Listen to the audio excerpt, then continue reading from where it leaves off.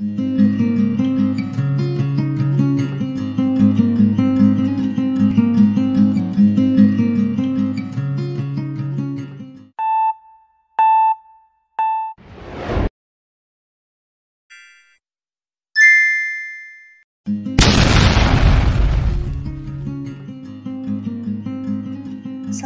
teknologi perkantoran. Teknologi perkantoran berasal dari bahasa Yunani, yaitu teknologia. Tech berarti keahlian dan logia berarti pengetahuan. Jadi, teknologi adalah cara, proses, alat, mesin, kegiatan, gagasan yang dibuat untuk mempermudah berbagai kegiatan manusia sehari-hari untuk mencapai tujuan tertentu. Dampak dari perkembangan teknologi. Pertama, dampak positif dapat dilihat dari berbagai segi. Di antaranya, yang pertama, dampak positif bagi tenaga penggeraknya. Adapun beberapa dampak positif bagi penggeraknya. Yang pertama, mutu atau kualitas tenaga kerja jadi lebih meningkat. Yang kedua, disiplin dan semangat kerja yang meningkat. 3. Beban tenaga kerja atau pikiran menjadi relatif lebih ringan. Dan 4. Pendapatan tenaga kerja akan lebih meningkat. Dampak positif terhadap prosedur kerja terbagi menjadi 3. Pertama, semakin mudah dan semakin lancar suatu pekerjaan. Kedua, semakin sederhana dan singkat. Dan ketiga, karena adanya teknologi semakin efisien dalam bekerja.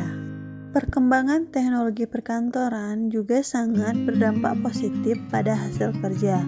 Di antaranya, pertama, kualitas dan kuantitas produk meningkat. Yang kedua, standar mutu tertentu terpenuhi. Yang ketiga, keseragaman atau keragaman bentuk dan ukuran produk sangat akurat. Dampak negatif dari perkembangan teknologi perkantoran. Pertama, sulit mencari tenaga kerja dengan keterampilan tertentu. Kedua, pengangguran meningkat akibat dari tenaga kerja yang dibutuhkan hanya sedikit. Ketiga, pemeliharaan mesin yang kurang baik sehingga dapat menimbulkan pemborosan karena harus diperbaiki. Keempat, adanya pergantian mesin akan mengakibatkan perubahan metode dan prosedur yang menuntut latihan bagi tenaga kerja. Terakhir, menimbulkan rasa ketergantungan kepada mesin.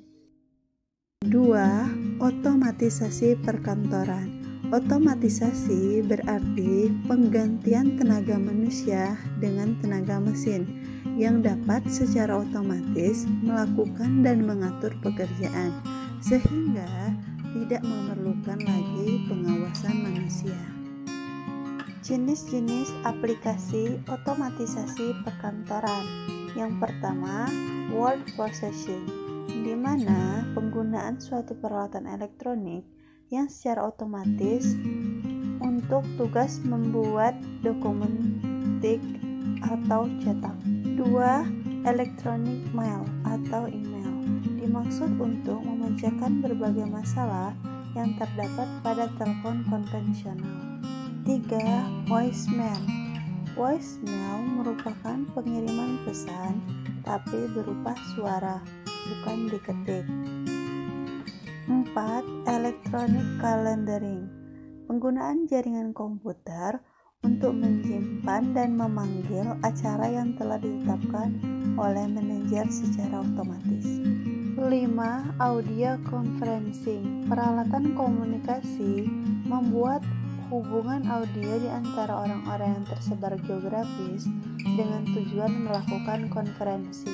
6. Video conferencing, penggunaan alat komunikasi video dan suara untuk membentuk hubungan audiovisual di antara orang-orang untuk tujuan konferensi. 7. Computer conferencing, pemakaian komputer dalam sebuah dialog komunikasi antar individu menggunakan media pencitraan visual, kamera atau webcam secara online. 8. Faxmail, merupakan transmisi mesin faksmil sebagai media komunikasi dengan menggunakan teks dalam kurung data yang akan dikirim. Kemudian data akan direkam faksmil dan dikirim ke objek tujuan. 9. Video teks. Penggunaan komputer dengan tujuan memberikan tampilan materi tekstual pada layar. 10. Image storage and retrieval. Untuk melihat kembali dokumen historis untuk tujuan pemecahan masalah yang ada. 11. Desktop publishing. Pembuatan output tercetak yang kualitasnya hampir sama dengan yang dihasilkan oleh typesetter. Kelebihan otomatisasi perkantoran. Ada beberapa kelebihan. Yang pertama, meningkatkan produktivitas kerja. Yang kedua, meningkatkan efisiensi waktu dan tenaga, serta mempercepat alur informasi dalam kantor.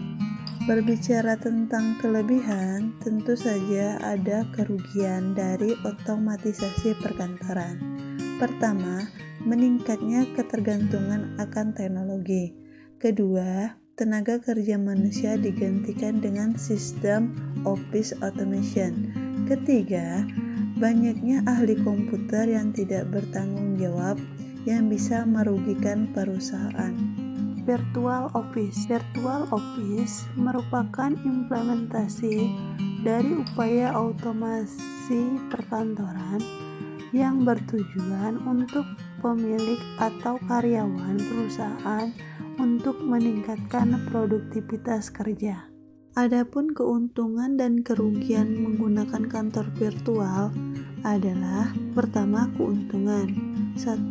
Penghematan biaya fasilitas. 2. Penghematan biaya peralatan. 3. Penghematan biaya SDM.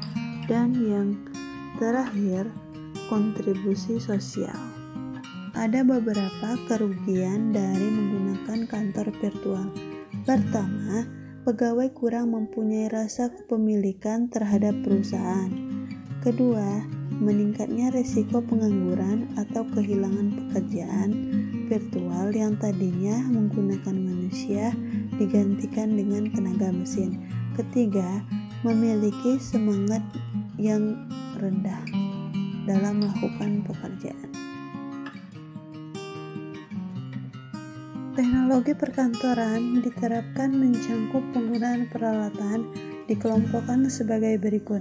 A. Dilihat dari penggeraknya, terbagi menjadi 2, 1 mesin manual dan 2 mesin listrik, di mana mesin manual digerakkan dengan tenaga manusia, sedangkan mesin listrik digerakkan dengan menggunakan listrik atau baterai. B. Dilihat dari cara kerja dan komponen mesinnya. Pertama, mesin mekanik, yang rangkaian komponennya tampak bergerak dalam operasinya. Sedangkan yang kedua itu ada mesin elektronik berupa kabel-kabel. Ditinjau dari beberapa fungsi mesin elektronik, ada 5 jenis fungsi pekerjaan kantor sebagai berikut.